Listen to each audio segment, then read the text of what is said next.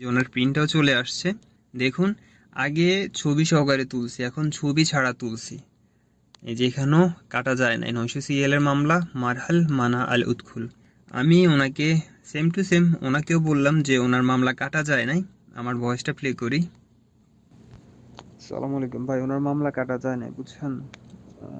ওই যে সৌদির সাথে কথা বলেন বা সৌদিকে আপনারা প্রিন্টটা পাঠান। এই লাইনে আছেন, আপনার এই যে প্রিন্ট আসছে, আপনার বোনের জামাই না বাইরের কথা বলছেন? উনি বলছে সৌদি নাকি যে ফিঙ্গার কেটে দিছে, মামলা কেটে দিছে, মামলা কিন্তু কাটা যায় নাই।